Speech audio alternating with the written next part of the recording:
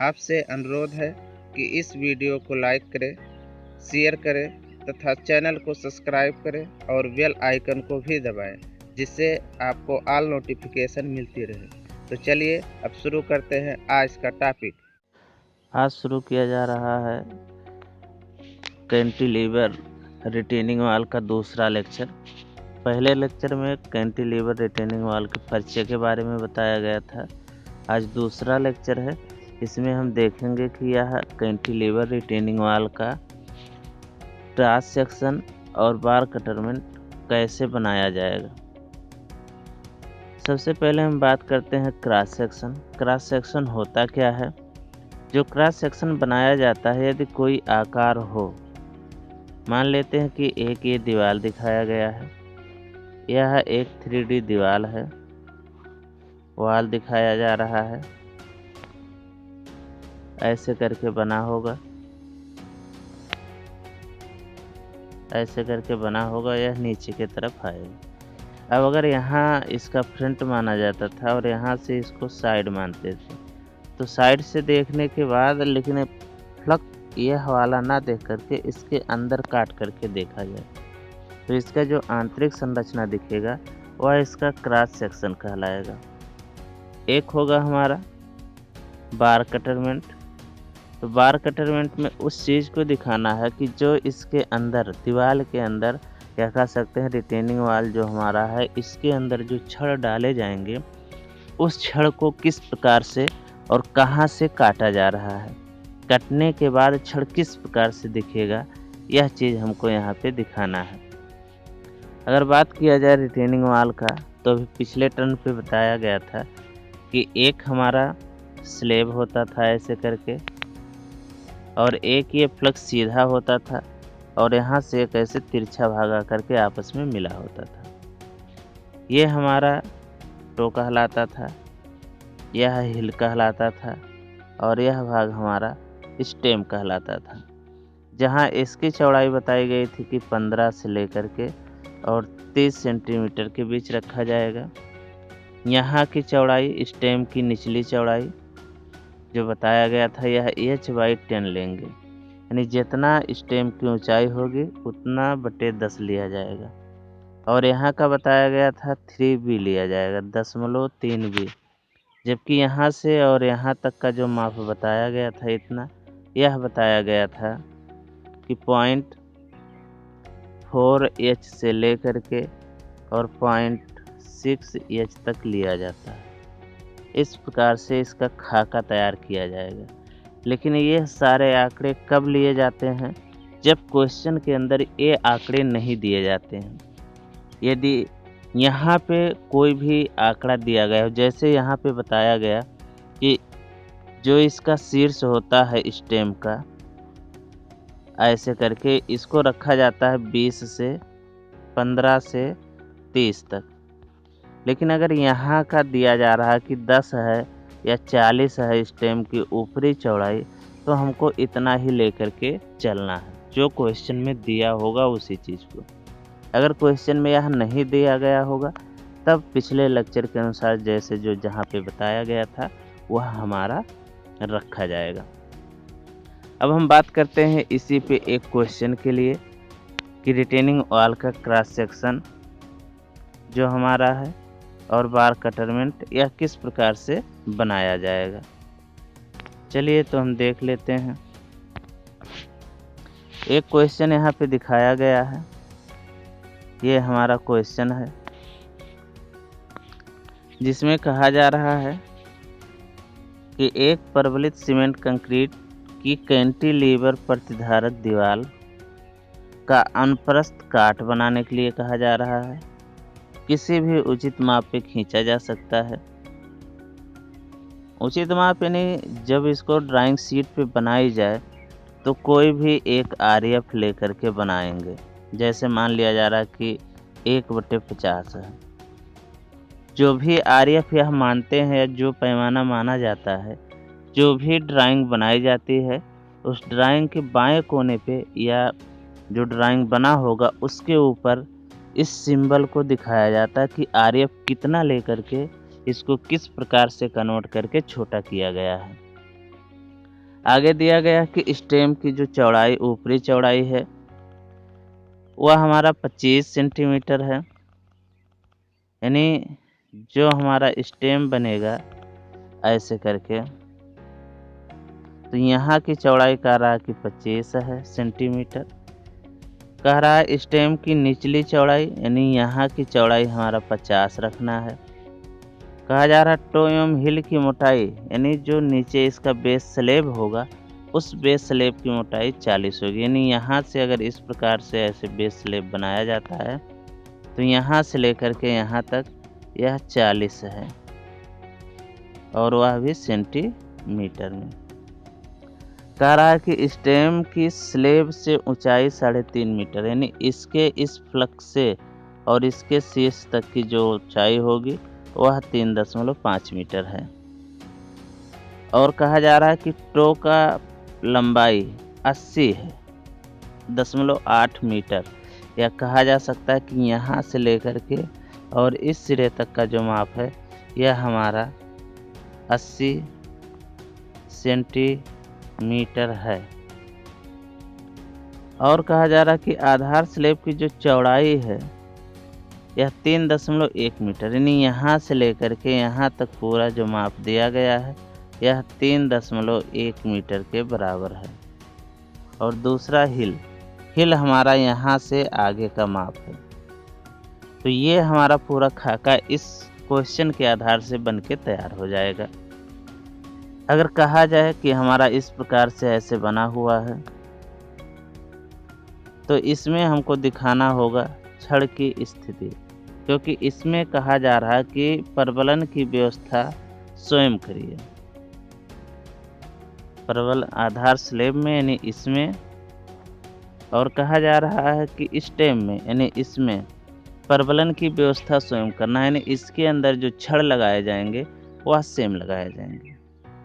अब बात किया जाए छड़ की, तो जो हमारा स्टेम है इसमें भी मेन बार डाले जाएंगे, जो हमारा बेस स्लेब है इसमें भी मेन बार डाले जाएंगे। यानी दोनों में, स्टेम में और बेस स्लेब में मेन बार, और मेन बार के साथ डिस्ट्रीब्यूशन बार की भी आवश्यकता पड़ेगी। लेकिन अब यहाँ पे जो मेन बार या डिस्ट्रीब्यूशन बार के आंकिक मान करके रखे जाएंगे वह इस प्रकार से होना चाहिए कि स्टेम में जो मेन बार डाला जाए वह सबसे अधिक होना चाहिए, इससे कम जो स्लेब में डाला जाएगा इसके मेन बार का व्यास होगा। दूसरी बात आएगी डिस्ट्रीब्यूशन बार, तो इसमें जो डिस्ट्रीब्यूशन बार डाला जाएगा इसके इन दोनों मेन बारों से कम होगा, और इसमें जो डिस्ट्रीब्यूशन बार डालेंगे इसके डिस्ट्रीब्यूशन बार से कम व्यास का होगा। तो इस प्रकार से इसमें डाले जाएंगे। दूसरी चीज़, जो मेन बार डाले जाएंगे इसमें ऐसे ऊर्ध्वाधर डाले जाएंगे दोनों फलकों पे, और यहाँ पे एक मेन बार ऐसे करके डालेंगे और इधर दूसरा वाला मेन बार यहाँ पे डालेंगे। अब इसी पे क्या करेंगे कि बिंदु के रूप में हम दिखा देंगे कि किस प्रकार से डिस्ट्रीब्यूशन बार हमारा होगा। तो इस प्रकार से दिखाया जाएगा। अब हम बात कर लेते हैं कि इसका क्रॉस सेक्शन बनेगा कैसे। तो क्रॉस सेक्शन देख लिया जा रहा है, यह इसका क्रॉस सेक्शन दिखाया गया है यहाँ पे। तो जो हमारा क्रॉस सेक्शन दिखाया गया है, सबसे पहले अगर इसको बनाया जा रहा है तो हम तैयार करते हैं इसका आधार, यानी जो आरएफ माना गया है उस आरएफ के अनुसार सबसे पहले ये खींचा गया 3.1 मीटर। इसके बाद इसकी ऊंचाई खींच देते हैं 40, और यहाँ से इस सिरे से कह रहा है कि जो इसका टो है वह 80 सेंटीमीटर है, तो यहाँ से 80 खींचा जाएगा। और फिर यहाँ जो स्टेम है, स्टेम की यहाँ की निचली जो चौड़ाई है, यह निचली चौड़ाई बताया गया है कि 50 है, 50 सेंटीमीटर। तो हम यहाँ पे इतना खींचने के बाद 50 सेंटीमीटर छोड़ करके इसको सिरे तक मिला देते हैं। अब यहाँ से स्टेम जाएगा, और स्टेम बताया गया कि 3.5 मीटर है, तो ये सीधा सीधा गया। और स्टेम की ऊपरी चौड़ाई बताया जा रहा 25 सेंटीमीटर, तो यहाँ से 25 लिया गया और इन दोनों सिरों को आपस में ऐसे मिला दिया गया, तो यह भाग हमारा टेपर्ड हो जाएगा। यानी खाका इस प्रकार से बन के तैयार हो जाएगा। लेकिन अभी हम बात करते हैं इसके बेस स्लैब में छड़ की स्थिति क्या होगी। तो इसके अंदर जो छड़ डाले जाएंगे बेस स्लैब में, यहाँ से स्टेम ऊपर की तरफ जाएगा।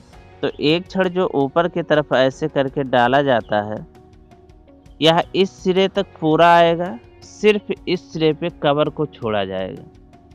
और जो कवर हम यहाँ पे छोड़ते हैं, मान लिया जा रहा कि 40 mm का साइड कवर यहाँ इस सिरे पे छोड़ दे रहे हैं, और यहाँ पे यह कवर नहीं छोड़ा जाता है, क्योंकि यहाँ पे यह दिखाया जा रहा है कि 80 सेंटीमीटर तक आगे बढ़ाया गया है।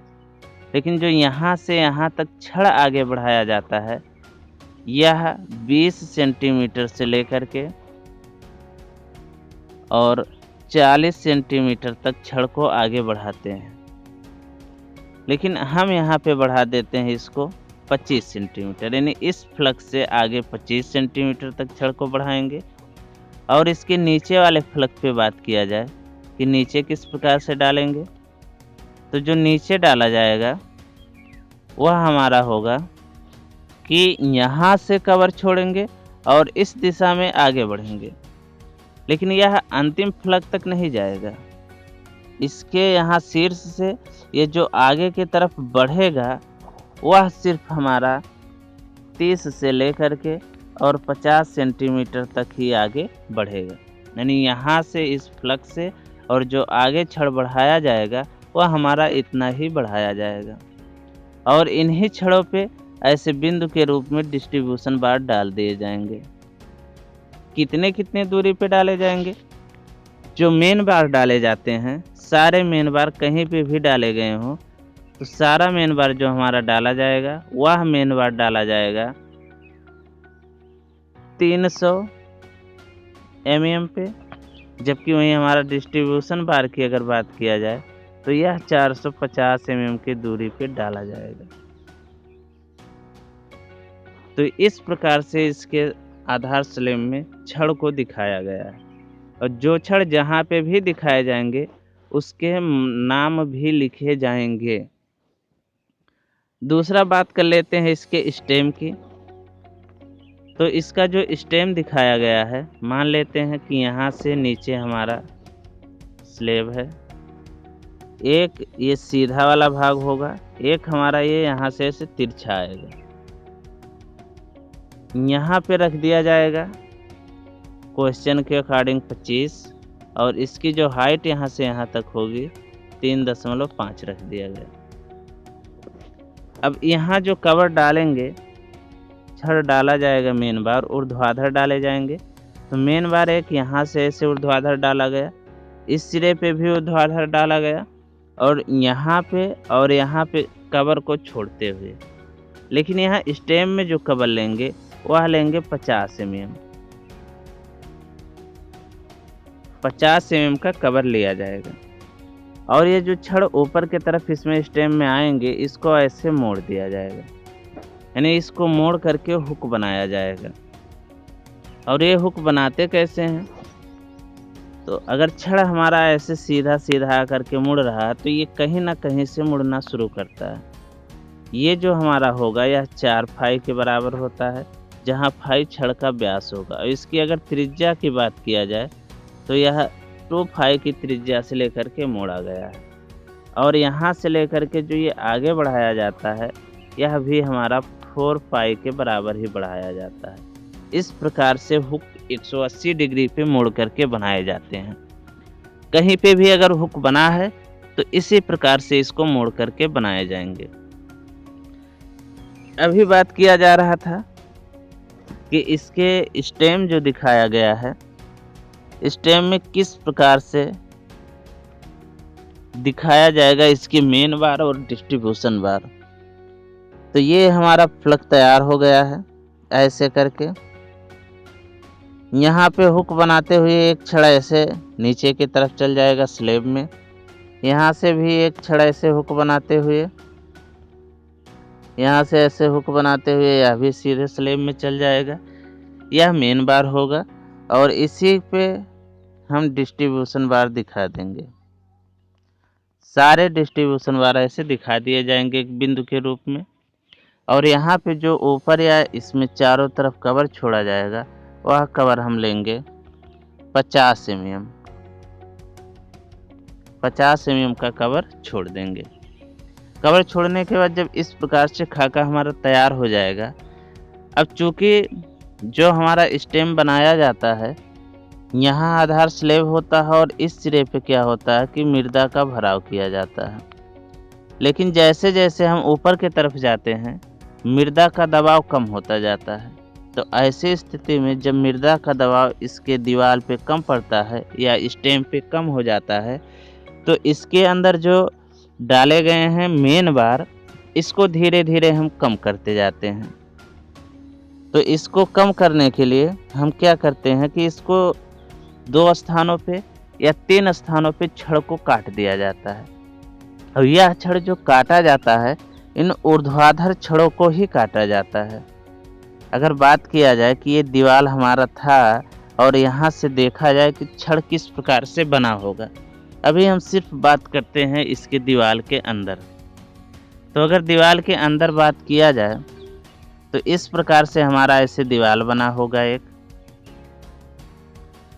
यहाँ दीवार की मोटाई दिखाई गई होगी जितना भी मोटा होगा, और नीचे यह कुछ अधिक चौड़ा हो जाएगा।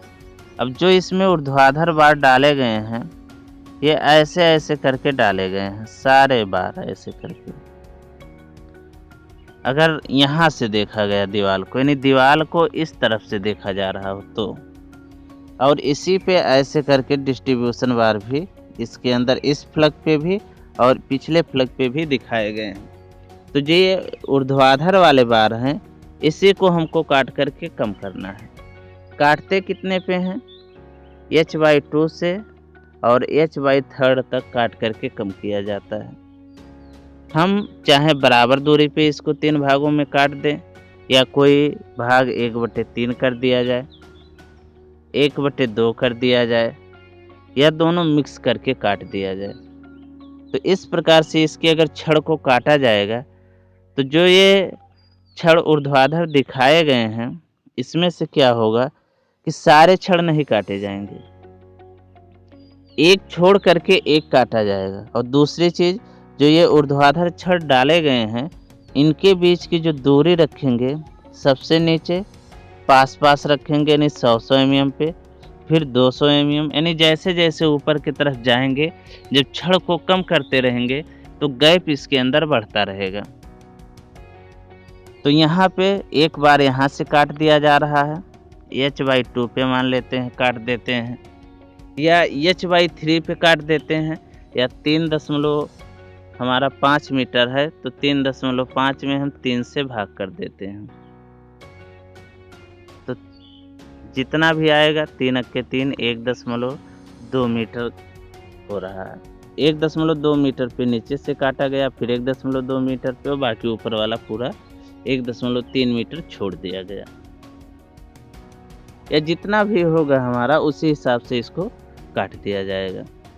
अब जब इसमें छड़ को काटा जाएगा तो जो हमारा रिटेनिंग वाल इस प्रकार से ऐसे बना हुआ है, छड़ इसमें डाले गए, तो एक अगर यहाँ से काटा जा रहा है तो यहाँ की दूरी दिखाएंगे, यहाँ काटा जा रहा है यहाँ का पूरा शीर्ष तक हो जाएगा, दूसरा भाग इतना हो जाएगा और तीसरा भाग हमारा इतना बचेगा। या कह सकते हैं 1.1 मीटर पे इसको काट दिया जा रहा है तो ऊपर का भाग 2.2 मीटर हो गया, यानी इसके आधे पे काटा गया, और जो बचा उतना पूरा भाग ऊपर की तरफ छोड़ दिया गया। अब ये जो अगर काटा नहीं जा रहा है तो जो डिस्ट्रीब्यूशन बार यहाँ पे लगाए जाते हैं, चूँकि भार अधिक इस पे आता है तो यह 100 mm की दूरी पे लगाए जाते हैं। और जब एक के बाद एक को काटा जाएगा, यानी यहाँ से काटा गया तो हर एक छड़ को छोड़ करके एक छड़ को काट दिया जाएगा, यानी ऐसे बिछाए गए हैं छड़, तो यहाँ से काटेंगे तो एक इसको काट दिया गया, इसको छोड़ा गया, इसको काटा गया, इसी क्रम में आगे बढ़ेंगे। लेकिन जब और ऊपर जाएंगे तो ये छड़ वहाँ ऊपर तक नहीं जाएंगे, तो एक ये पहुँचेगा, ये पहुँचेगा, इधर से कोई पहुँचेगा, तो इसमें भी यही करेंगे। एक को छोड़ा गया, पहले को, दूसरे को काट दिया गया, फिर इसको छोड़ा गया, अगले को काट दिया गया। इस प्रकार से बनेगा।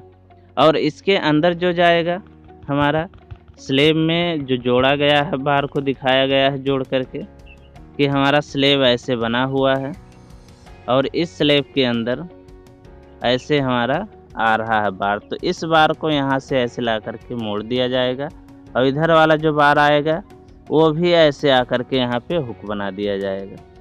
या चाहे तो इसको इधर और इस वाले बार को इधर कुछ बढ़ाया जा सकता है, करीब 12 फाई के।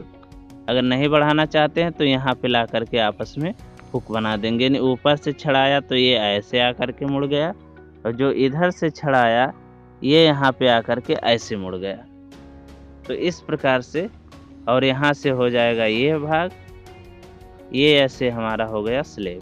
और यहाँ से मेन बार गया तो ये जो बढ़ाया गया मेन बार इधर, यहाँ से यह बढ़ाया जाएगा 30 से लेकर के और 50 सेंटीमीटर तक। और जो इधर से मेन बार आएगा यह बढ़ाया जाएगा 20 से 40 सेंटीमीटर। यहाँ पे हम 25 रखते हैं मैक्सिमम और यहाँ 30 बढ़ाया जाता है। और जो यहाँ पे और यहाँ पे कवर रखेंगे यह हम रखेंगे 20 mm, यानी डाउन बॉटम या टॉप कवर स्लेब में। लेकिन अगर साइड कवर की बात किया जाएगी तो हम रखेंगे 40 mm का कवर। अब हम देखते हैं कि इसका बार कटरमेंट किस प्रकार से दिखाया जाएगा। तो जो बार कटरमेंट दिखाया गया है इस प्रकार से है, यहाँ पे बना हुआ है। यानी जो ये सारे ऊर्ध्वाधर बार दिखाए गए हैं, ये जो भी बार इसमें दिखाए गए हैं सब हमारा जो स्टेम था, स्टेम में ऊर्ध्वाधर छड़ दिखाए गए थे। तो जो ऊर्ध्वाधर छड़ दिखाए गए थे ऐसे करके सारे छड़ ऐसे करके दिखाए गए हैं। यहाँ से इसकी जो ऊंचाई रखी जाएगी टोटल स्टेम की ऊंचाई के बराबर 3.5 मीटर रख देंगे। और इसके अंदर जो छड़ डाले गए हैं इसमें से कहा गया कि 2 जगहों पे काट दिया जाता है। एक पहली बार मान लेते हैं हम 1.1 मीटर पे काटते हैं। अगर 1.1 मीटर पे काटा जा रहा तो एक के बाद एक काटेंगे। यह हमारा पहला छड़ है, ये दूसरा छड़ है, ये तीसरा, ऐसे आगे तक पूरा जाएगा।